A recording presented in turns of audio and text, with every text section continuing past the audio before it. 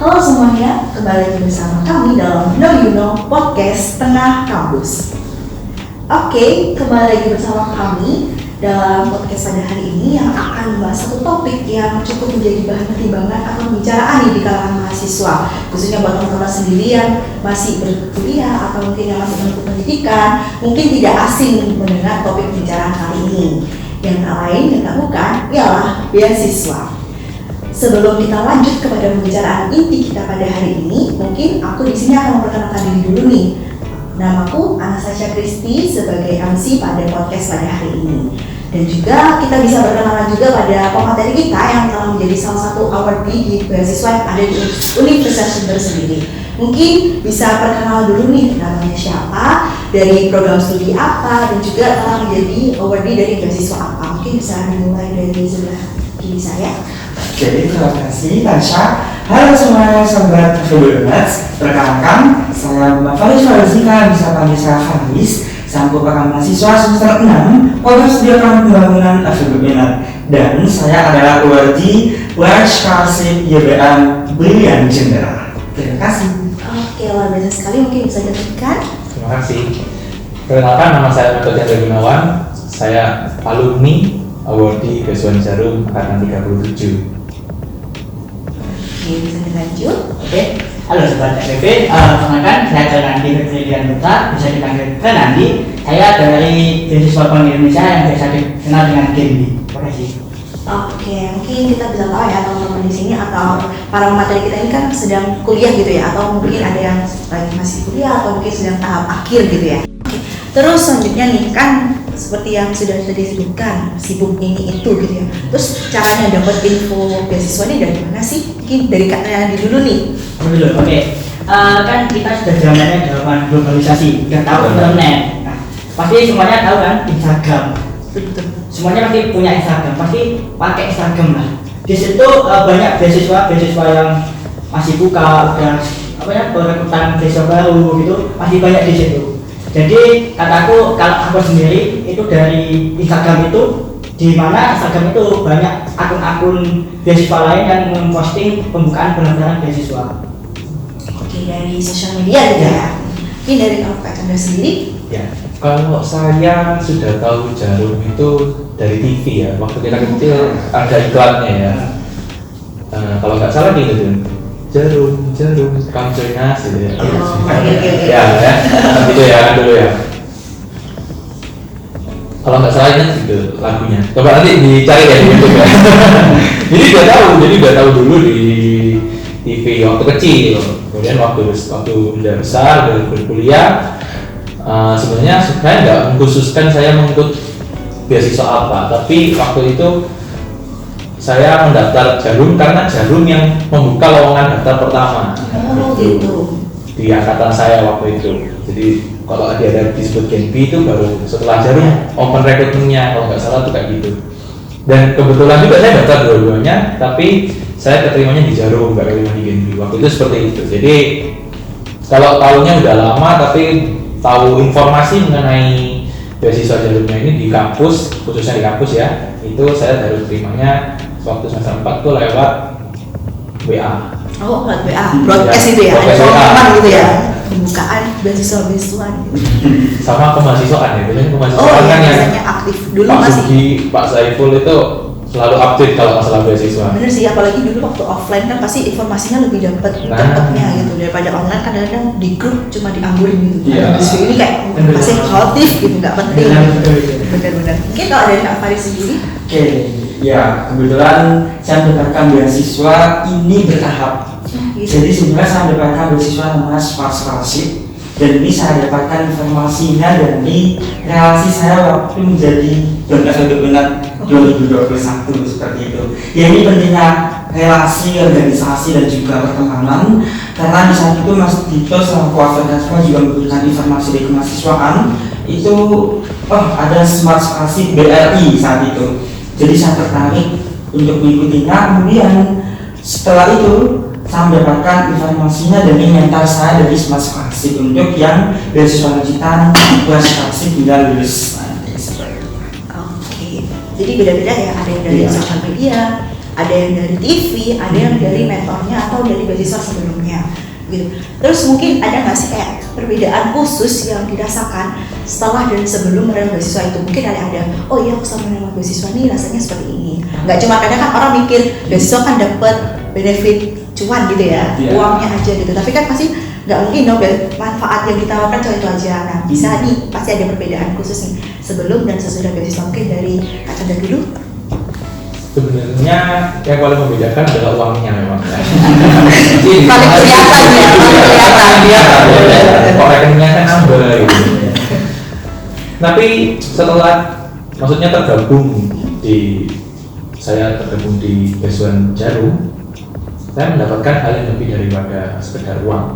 Itu saya mendapatkan ikatan keluarga. Di Jarumnya itu ada namanya ikatan keluarga alumni. Di situ kita sharing, kemudian juga berbagi lowongan, kemudian juga ada temu kangen istilahnya ya.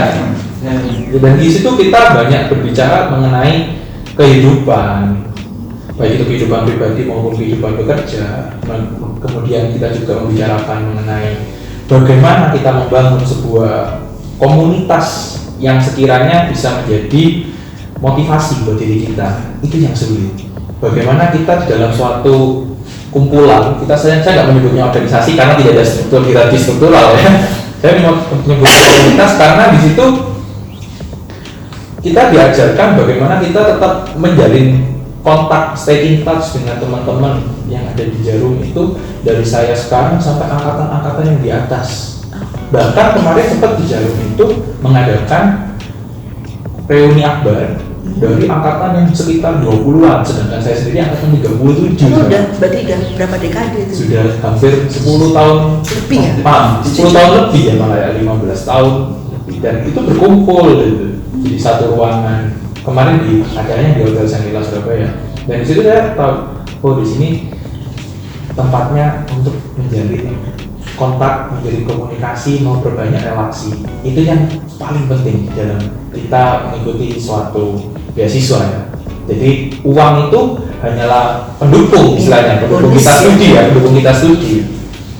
Tapi di lain itu jangan sampai kita sudah terima beasiswanya, tapi kita nggak dapat manfaat itu, manfaat relasi itu. Itu sangat disayangkan kalau seperti itu. Iya benar sih. Berarti kalau bisa sampai sekarang nih masih terjalin kontak gitu ya sama teman-teman di beasiswa itu sendiri? Iya, saya sendiri masih menjalin kontak sama bahkan yang dia jauh dari saya, kakak tingkat saya yang angkatan 29, berarti kalau 37 kurangi 29 aja sudah berapa? 8 angkatan bisa selisihnya ya. Juga. Berarti bagus dong kayak menjalin relasi antar alumni itu, karena kan kadang ada yang cuma oh ya aku cuma sampai sini aja ya udah berhenti gitu. Ada yang terima uangnya sudah selesai. Iya, saya tidak mau apa lagi gitu kan. Kadang cuma pengen uangnya aja tapi nggak mau kayak hal-hal lain di balik itunya. Nah, gitu. itu yang sangat disayangkan sebenarnya. Bener. Karena memang urgensinya beasiswa tuh nggak cuma uangnya aja, tapi kayak apa sih pengalaman yang didapatkan. Mungkin kalau dari Randy sendiri? Kalau saya kan saya anak ekonomi. Benar. Siapa sih yang dekat Bank Indonesia? Nah, pertama kali saya dapat beasiswa itu, pertama kali saya senang itu bisa masuk Bank Indonesia. Soalnya dari dulu saya lihat cuma lewat itu takut mau masuk.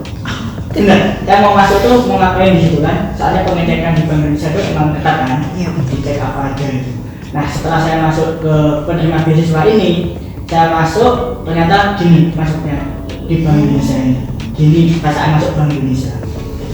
Setelah itu selain saya bangga bisa masuk ke Bank Indonesia itu ke kantornya lah intinya ya, saya juga mendapat keluarga baru di situ, dapat kenalan dari orang Bank Indonesia sendiri, dapat dari teman-teman dari penerima beasiswa juga, mulai dari kan di BI kan nggak hanya di net, banyak kan ya beberapa kampus. Nah di situ aku juga menjalin relasi juga sama Mas Chandra juga, Kak Chandra di Jarum juga sama. Kita juga dapat keluarga baru yang dari ada yang dari yang kuliah di Jember tapi rumahnya di Sulawesi, di Sumatera, tapi itu juga dengan beasiswa ini. Jadi kita dapat pengalaman juga itu dapat dari beasiswa. Karena saya juga saat kegiatan kan beasiswa ada kegiatannya nih. Iya betul. Nggak hanya dapat uang tapi dapat kegiatan. Nah saya juga relasinya tuh nggak hanya di BI teman mahasiswa, tapi juga program kerja yang ada di situ. Gitu, ya. Gitu. Jadi kayak kurang lebih ada organisasionalnya gitu ya, karena Ya. ada program kerjanya sendiri Ya. gitu di dalam beasiswa Indonesia. Nah, mungkin nih kalau dari Kak Faris sendiri, apa perbedaannya? Oke, yang saya rasakan mungkin ini berdasarkan pengalaman saya. Jadi yang jadi penting poin dari yang saya rasakan adalah from introvert to extrovert person. Itu. Jadi dulu yang saya benar-benar merasakan bahwa saya adalah anak introvert dan tidak bisa apa-apa. Beasiswa ini adalah saya menjadi anak yang extrovert dan berhasil keluar dari zona nyaman. Karena di saat saya mendapatkan beasiswa, saya mendapatkan banyak sekali pengetahuan, banyak sekali pengalaman dari relasi. Dan benar, saat awal saya menerima beasiswa, saya didanai untuk bisa mengikuti salah-salah nasional dari Working Class BRI ini. Dan saya bertemu dengan teman-teman UGM, UI dan top-top universitas, dan itu membuka pandangan saya bahwa ini yang saya rasakan kenapa saya yang awalnya introvert, pasif, dan sekarang saya bisa menjadi orang seperti itu gitu. Jadi salah satu Iya, bagian betul dari- sekali. Dan tentunya saat saya mendapatkan beasiswa ini, saya merasa lebih memiliki added value, memiliki value dalam hidup, karena saya tahu diri saya sendiri melalui beasiswa ini. Dan alhamdulillah seperti itu. Kemudian juga saya yang awalnya malas menjadi rajin. Karena apa? Karena kan beasiswa ini adalah mendapatkan fasilitas asrama. Seperti itu, asrama dari semester 3 hingga semester 8 seperti itu. Dan disinilah saya terpacu motivasi, teman-teman ini, teman kamar, ada yang ikut organisasi ini. Jadi saya terpacu ikut iya, benar sekali juga. mau mas jadi benar sekali. Teman yang rajin tuh kayak ketularan rajin juga Iya, ya. itu penting sekali. Dan seperti itu ya saya rasakan kita mendapatkan beasiswa. Oke, memang benar sih. Biasanya relasi itu yang paling gede gitu ya, impactnya gitu. Berbeda dari kita yang awalnya seperti Kak Faris yang introvert, bisa jadi extrovert karena kayak teman-temannya kok begini semua. Mau nggak mau kita jadi terpacu, atau nggak kayak dengan adanya relasi itu membuka pikiran kita, atau apa ya, yang apa yang kita pikir awalnya seperti ini berubah gitu cara pandangnya kita. Terus nih, nah tadi kan sempat disinggung juga nih untuk mempersiapkan diri jauh hari. Nah kira-kira nih apa aja sih yang perlu dipersiapkan, dan juga bisa nggak sih diceritakan terkait persiapan kalian dulunya waktu mau mendaftar beasiswa ini dari Kak Chandra sendiri? Yang harus disiapkan ya. Jadi yang paling penting dan utama sebenarnya mental. Jadi buat teman-teman yang lihat nonton ya, mental kalian harus dibentuk dulu. Ya, mental kalian harus dibentuk. Karena mental itu penting menurut saya. Karena ada yang terima beasiswa karena sudah dapat uang istilahnya. Uang itu disalahgunakan. Oh iya, banyak kasusnya kayak gitu. Ya, banyak case-nya kayak gitu. Karena beasiswa yang kita terima, saya yakin teman-teman sini juga ya sama ya, pasti beasiswanya dimasukkan ke rekening, bukan dimasukkan ke kampus ya. Dimasukkan ke kampus. Ketika kita mindsetnya adalah menghabiskan uang, ya mindset kita menghabiskan uang, maka uang itu juga akan habis gitu. Artinya uang itu jadi kita manfaatkan untuk kepentingan kita kuliah sebenarnya. Padahal uang itu untuk kepentingan kuliah. Kemudian yang kedua, kalau menurut saya yang penting harus dipersiapkan selain mental adalah portofolio. Portofolio atau kita bisa sebut CV ya, karena pendaftaran apapun diminta CV. CV-nya ini sebisa mungkin masukkan semua kegiatan-kegiatan kita selama jadi mahasiswa. Apapun itu ya, Apapun sekecil itu. apapun itu, Sekecil masukin apapun aja. itu, masukin. Kalau nggak dimasukin, ya mereka kan nggak akan tahu kita terlibat aktifnya di mana. Karena mayoritas yang menerima beasiswa, saya dari sepengalaman saya itu adalah teman-teman yang aktif beasiswa. Aktif organisasi kalau aktif beasiswa. Jadi harus aktif organisasi, aktif kepanitiaan. Nah, setelah itu baru kita lihat IP-nya. Ya. Baru yang ketiga nih IP. Jadi 1, 2, 3, 4 ya semesternya adalah tolong dipertahankan untuk IP supaya tidak jeblok-jeblok amat. Ya. Karena kalau Jawa standar, kalau sekarang standarnya 3,5 ya kayaknya itu untuk beasiswa, teman-teman beasiswa 3,5 ya. Meskipun ada teman-temanku yang di bawah 3,5 dapat ya, karena profil portofolionya bagus gitu ya. Pengalamannya sebelumnya tuh banyak. Iya, di bawah 3,5 mungkin 3, berapa itu juga dapat sebenarnya. Tapi coba pertahankan di atas 3,5 sebisa mungkin, karena itu menunjang apa ya, portofolio yang kita sudah buat. Nah, kalau lain-lain mungkin ada tambahan dari teman-teman. Mungkin dari Kak Tayadi dulu nih. Selain mental, terus ada portofolio CV sama apa tadi kayak IP, restu orang tua sih. Itu penting sih kata restu orang tua, karena semua kegiatan kita pasti restu orang tua itu utama kata. Dan juga selain itu banyak organisasi tadi juga itu berdoa.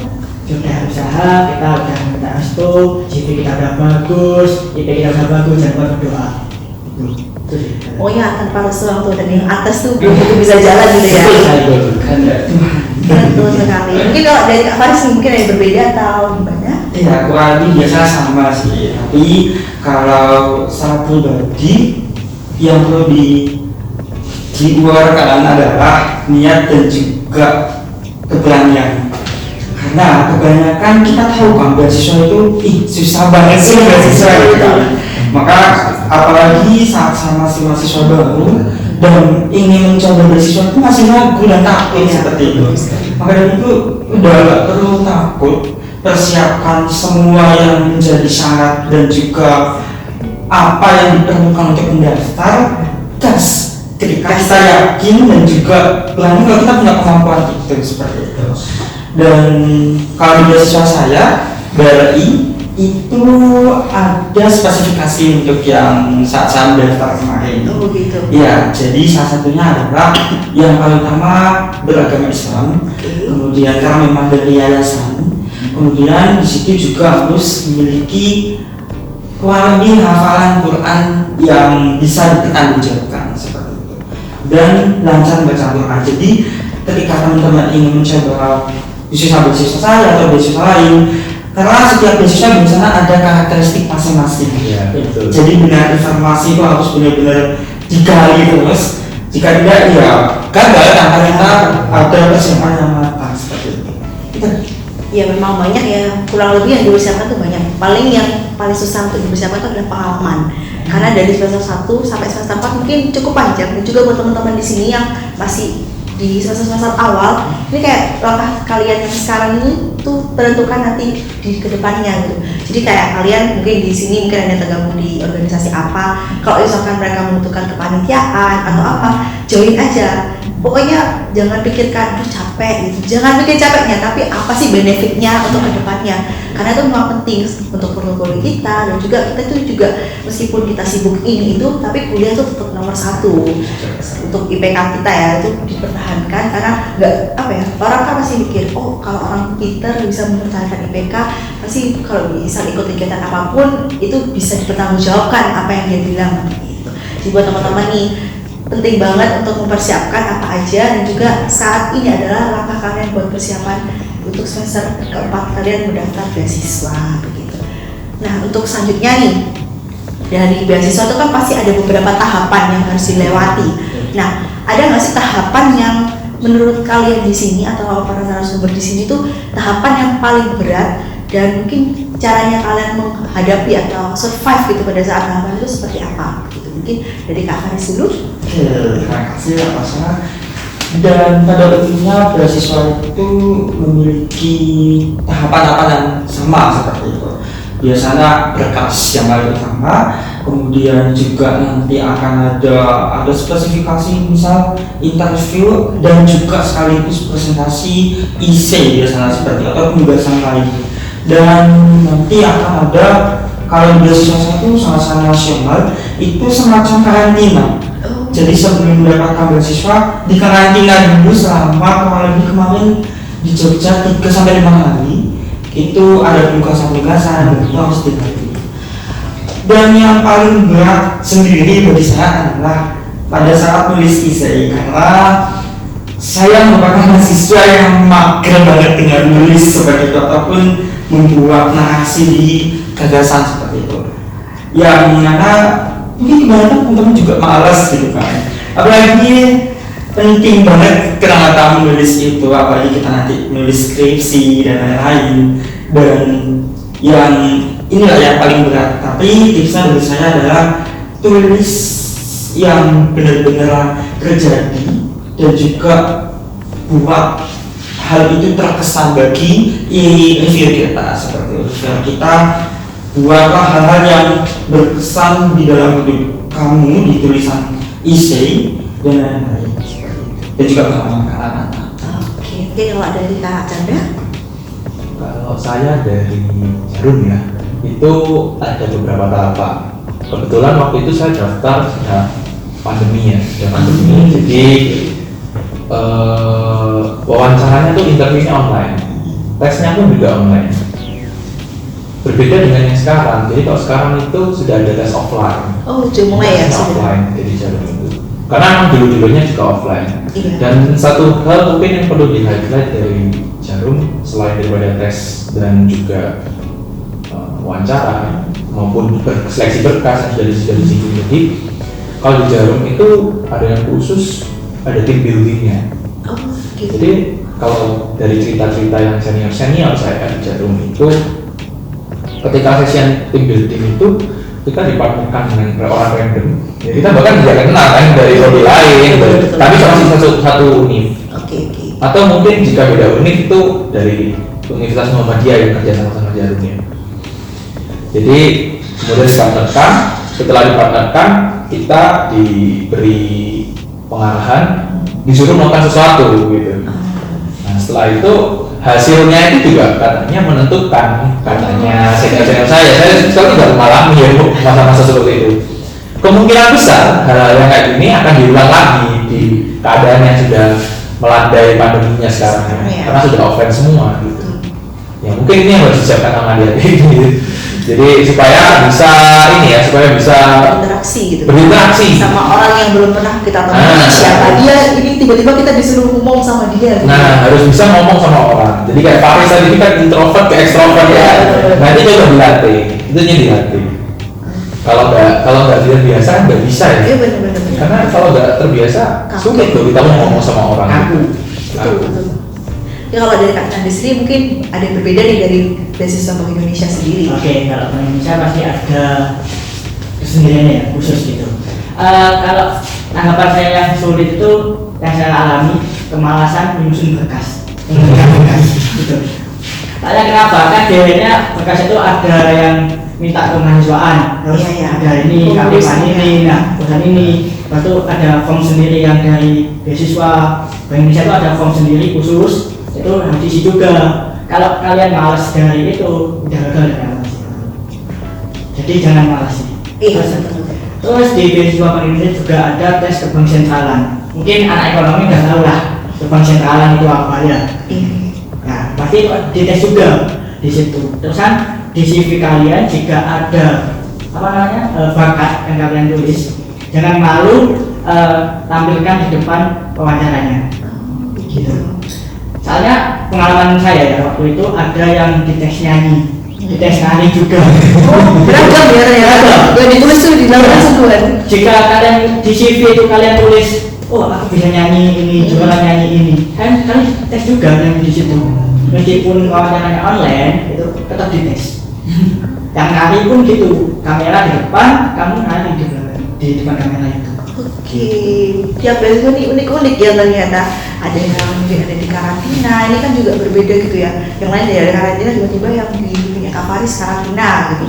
Tapi seru sih kalau karantina bisa bertemu gitu, ada waktu untuk berinteraksi. Nah, sedangkan kalau di Kak Panel sendiri, tiba-tiba random aja nih ketemu siapa, mau ngomong apa nggak ngerti. Kalau di Katrina ini di BI ternyata unik juga ya beasiswa yang menunjukkan bakat dan skillnya dari orang itu seperti apa. Terus nih, kan tadi kan sudah sempat disinggung juga sebenarnya, mungkin bisa diulas lagi atau bisa didetailkan lagi terkait manfaat yang kalian dapatkan dari beasiswa ini sendiri. Jadi kan juga mungkin semacam programnya apa sih yang ditawarkan, program unggulan apa yang ditawarkan gitu dari masing-masing beasiswa. Mungkin dari Kak Faris. Oke, terima kasih. Dari beasiswa scholarship sendiri, tentu untuk benefitnya alhamdulillah banyak seperti itu. Dan untuk uang biasanya mendapatkan living allowance itu sekitar 900.000 dan itu dicairkan per bulan di rekening masing-masing. Nah, kemudian untuk yang kedua adalah pelunasan uang kuliah tunggal per semester hingga semester 8 seperti itu. Dan ini yang menjadi uniknya beasiswa saya juga, salah satunya adalah ada pelunasan UKT, ada living juga seperti itu. Kemudian ketiga, tidak perlu repot-repot mencari kos ketika mengambil. Dapat asrama ya? Iya betul, asrama. Dan itu asramanya bukan seperti asrama UNA, tapi lebih ke asrama kos-kosan seperti itu. Gitu, jadi Iya. lebih enak gitu ya. Dan karena ini adalah tujuannya untuk bagaimana kita menjaga koordinasi, menjaga kekeluargaan dalam satu paguyuban itu, satu angkatan, dan menjalankan pembinaan seperti itu. Nah, kemudian yang keempat juga yang saya dapatkan adalah itu relasi, baik itu di regional, kemudian di nasional, dan bahkan juga di internasional, di dunia juga banyak yang memiliki program-program yang ke internasional sehingga berkenaan juga seperti itu. Kemudian juga yang terakhir dari kita adalah saya mendapatkan tadi pembinaan yang mana ini pembinaan Islami seperti itu. Pembinaan Islami ini rutin hampir dari Senin sampai Jumat tiap pagi itu kajian, kemudian ngaji bareng, zikir bareng setiap habis subuh seperti itu. Kemudian untuk yang Sabtu Minggu, untuk Sabtu ada pelatihan untuk TOEFL sekaligus English practice juga, dan yang di Minggu kita free sudah sebebas langsung tersebut. Ya, banyak ya berarti ya Alhamdulillah. programnya yang ditawarkan. Ya mungkin dari Beswan, dari Kak Chandra. Kalau di Baswan sebenarnya ada 3 proker utama ya. Yaitu yang pertama leadership development. Jadi kita diberi pengarahan mengenai bagaimana kita menjadi seorang pemimpin. Nah, bahkan bakat dari seorang pemimpin itu kan tidak semata-mata punya bakat, tapi bisa dilatih. Iya. Dan itu yang dibentuk di Jarum gitu. Meskipun kemarin pandemi kita masih melaksanakannya di ASU. Nah, sekarang di tahun 2023 ini teman-teman yang angkatan 38 itu sudah berangkat ke kota, ke Surabaya, ke Jakarta. Oh, ada yang di Bandung. Latihannya beda-beda gitu ya? Iya, tergantung tempat dan lokasinya sesuai dengan yang diarahkan Jarum Pusat begitu. Oke. Nah, di leadership development ini kita diberi pengarahan bagaimana kita mengasah mental kita sebenarnya, mengasah mental dalam artian bagaimana kita membangun pola pikir untuk tidak sekedar jadi mahasiswa atau orang yang biasa-biasa gitu. Orang yang biasa-biasa dalam artian ya cuma jadi mahasiswa misalkan pulang kuliah Iya. atau misalkan mahasiswa yang aktif dalam berorganisasi, kemudian mahasiswa yang mungkin aktif berprestasi, tapi lebih daripada itu bagaimana lulusan atau alumni Jarum ini bisa menjadi pribadi yang mapan, siap di dunia kerja, kemudian juga siap menjadi orang dalam tanda kutip ya, bukan orang Oke, paham. Nah, ketika saya waktu itu leadership development itu saya mau cerita itu pembicaranya juga top gitu ya. Salah satunya James Penting sih itu memang. soalnya motivator James Lee. Dan selain itu saya diberi ini ya pengarahan juga bagaimana dari alumninya itu bagaimana kita sebagai alumni Baswan Jarum itu seperti apa gitu. Nah, kalau yang ingin tahu ya ikut Jarum. Ya. Oke, mungkin kalau dari BI sendiri ada nggak sih program unggulan yang ditawarkan gitu Kak Tren? Oke, kalau di BI ya kan nama penerima beasiswanya Genbi, Generasi Baru Indonesia. Bisa dikatakan anaknya BI gitu. Oh, gitu. Ya. Jadi di Genbi sendiri itu program kerjanya itu ikuti pusat. Jadi di Genbi itu ada Genbi Jember, itu ada Genbi Jatim atasnya, itu ada Genbi yang pusat. Di Genbi officialnya sendiri khusus. Nah, di situ ada program kerja yang memfokuskan sama dengan program kerja Bank Indonesia. Contohnya, Kak tahu KRIS kan? Nah, itu juga program kerjanya dari Genbi juga bisa. Kita mensosialisasikan KRIS itu kayak apa, cara penggunaannya gimana. Jadi di Genbi sendiri kita terjun ke lapangan. Kita ketemu sama UMKM, ketemu sama orang-orang hebat materi yang lain, kita bisa undang mereka juga. Dan juga ada leadership camp. Kan itu semuanya dari Genbi, semua yang di Indonesia itu dilombakan juga ada. Oh gitu, jadi ada kompetensinya gitu ya? Iya, leadership camp nasional LCN. Nah, pada tahun 2021 itu Genbi Jember juara 2. Alhamdulillah juara 2 itu. Terus nasional. Nah, jadi untuk manfaat di sini ya diunggulkan itu ya itu banyak sekali. Tidak hanya kayak leadership itu, kayak pemimpinan, pelatihan TOEFL juga ada. Kemarin pelatihan TOEFL kita juga mengundang dari PT Bahasa, dari UNED sendiri. Kita mengundang di situ. Kita dilatih selama beberapa hari, atau kita dites berapa skornya itu muncul juga. Nah, gitu. Oke, dari yang aku dengarkan banyak sekali ternyata manfaatnya dan juga berbeda-beda dari beberapa aspek, entah itu yang secara hard skill kita ataupun soft skill kita itu gimana caranya kita dilatih untuk bisa mengembangkan yang ada dalam diri kita itu nanti dirinya seperti apa gitu. Ya, seperti yang tadi menjadi orang yang sesungguhnya. Iya. Bukan kita memang orang, tapi orang kayak kepribadian seperti apa sih yang nantinya akan kita bawa setelah kita lulus gitu dari perkuliahan ini. Oke, nggak kerasa nih udah sampai di pertanyaan terakhir. Mungkin aku pengen minta dari kayak semacam sepatah dua kata dari kalian di sini yang pernah menjalani proses mengikuti tahapan beasiswa. Mungkin ada nih semangat atau kayak kata-kata untuk teman-teman di sini yang sedang berjuang untuk mendaftar atau mempersiapkan dirinya mengikuti beasiswa. Mungkin dari Kak Renandi sendiri. Nah, kalau kataku ya, kalau daftar beasiswa itu jangan takut gagal. Kalau kamu takut gagal, kamu akan beasiswa. Gitu. Kamu mulai aja dulu, kamu daftar aja dulu. Masalah keterimanya, Masalah gitu ya. pokok kamu daftar, kamu ikuti persyaratannya. Kalau nggak lolos, biasanya gagal. Oke. Mungkin dari Kak Chandra. Kalau dari saya sebenarnya mirip ya sama yang disampaikan barusan. Tapi saya ingin tambahkan bahwasanya kalau kita mau daftar beasiswa ya harus siap segalanya. Entah itu siap ditolak, entah itu siap jatuh bangun, entah tadi harus nyiapin berkas, harus siap semuanya dari bahkan portofolio, IPK kan nggak bisa kita serta-merta ubah ya.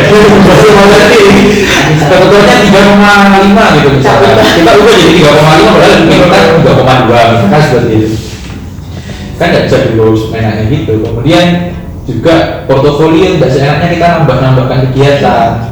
Nah, mumpung masih ada waktu jika ingin mempersiapkan teman-teman dalam 1 tahun ke depan atau 2 tahun ke depan mungkin, yaitu harus disiapkan semuanya yang diperlukan kita sudah sampaikan tadi itu harus siap. Terakhir dari Kak Fahri sendiri. Oke, dari saya sendiri ada 3 huruf B, D, E dan B be a better person. Kemudian untuk yang D, do your best, dan untuk yang E, enjoy your life. Itu adalah tips dan juga yang saya pegang sampai sekarang untuk apapun, for everything. Thank you. Oke, itu menarik banget. Jadi buat teman-teman di sini, apapun atau apa kalian sedang apa, jangan lupa mencari informasi terkait beasiswa karena itu manfaatnya nggak cuma untuk kita saat ini aja, tapi beasiswa sendiri itu manfaatnya juga terkait dengan masa depan kita, bagaimana kita akan menjadi orang yang sesungguhnya. Dan juga jangan malas gitu persiapannya, karena memang mahasiswa kunci biasanya tuh malas gitu, aduh persyaratannya banyak, berkasnya udahlah besok-besok aja, tiba-tiba H-1 baru bisa persiapan, itu kan buru-buru persiapannya jadi kayak nggak maksimal. Jadi buat teman-teman di sini, kalau kalian ingin mendapatkan beasiswa atau mendapatkan informasi terkait beasiswa, daftar aja, apapun yang terjadi di belakangnya itu urusan nanti. Yang penting niat kalian untuk mendaftar dan juga mempersiapkan segala sesuatunya terkait beasiswa itu sendiri. Oke, buat teman-teman semuanya, terima kasih telah menyematkan dan juga mendengarkan materi di sini yang sudah memberikan banyak sekali insight dan juga apa ya, ilmu baru gitu ya untuk di-share buat teman-teman yang ada di rumah terkait beasiswa. Semoga kakak-kakak di sini sukses terus, yang jalan skripsinya semoga cepat selesai, lancar revisiannya juga dan bimbingannya, dan juga semoga Pak Faris yang masih kuliah semoga masih lancar dan juga aktif terus berorganisasi. Serta untuk teman-teman yang ada di rumah nih, jangan patah semangat, tetap terus juga jaga kalian untuk aktif dalam berorganisasi dan juga jangan meremehkan kuliah kalian. Kadang ada yang berpikir organisasi aja kuliahnya belakangan, tapi kuliah kalian itu juga penting. Oke, mungkin itu saja. Saya Anastasia Kristi selaku Master of Ceremony pada podcast hari ini. Pamit undur diri dan sampai jumpa pada podcast selanjutnya. See you. See you.